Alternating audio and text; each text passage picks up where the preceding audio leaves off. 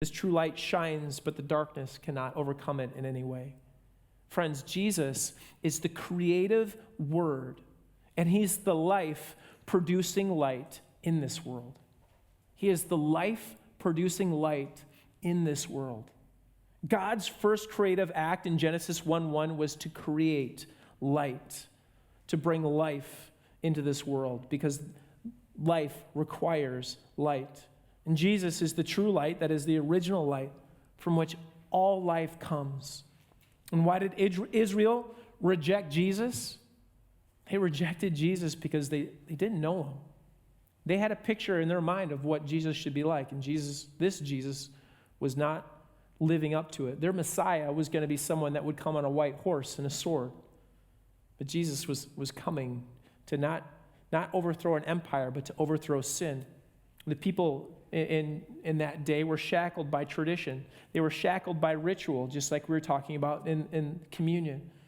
And for them, they couldn't understand that spiritual truth that they were being given. They were spiritually blind and couldn't see what was right in front of them. Jesus is the one true light, the original light of every other light. And every other light that comes is just a copy of this one true light, which is Jesus. You see, Israel had Moses and the law. They had the temple and their sacrifices, but they couldn't comprehend this true light. They couldn't understand the fact that these lights pointed to another light that was coming, a better light, a perfect light that would come once and for all. And Jesus came into this world, the world that he created, in just a word. And his own people, Israel, couldn't understand him. Israel was following a mere copy. Have you ever noticed a copy of something is never good as the original? It doesn't have the durability, the quality that you would expect it to have. It doesn't have the quality and craftsmanship. You're like, oh, this is close to the original, and it's only $10 instead of like $200. And so I'll get the copy, and it'll look like I've got one of the originals, but it's not going to last, and it's not going to be durable, and it's not going to be as good. Everyone's familiar with the Swiss Army knife, right? It's known for its quality. It's known for its durability. They make watches. They make pens. They make knives.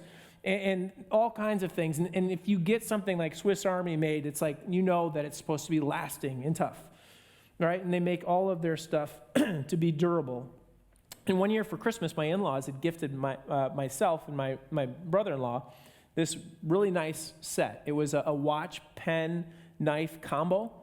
And when you looked at it, it looked like it was all Swiss Army. It was all, the brushed metal. It looked really nice.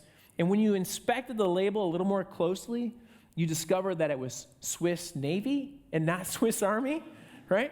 And so my in-laws got a good laugh in that moment because they knew this wasn't the real deal. They knew that these were knockoffs. I think they bought them in New York, like from a street vendor. They're like, this is just too good to pass up. I mean, it looked really like swanky. And then you're like, oh, there's a lot of rattling in this watch. My brother-in-law, side note, he wore the thing for like a year, and it lasted about that long, and then it just disintegrated. But these items didn't have the same quality or durability that the true brand has. And they certainly didn't have any guarantee.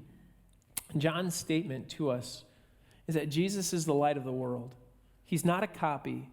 He's the only one worth following, and he's the only one that can redeem this hurting and broken world.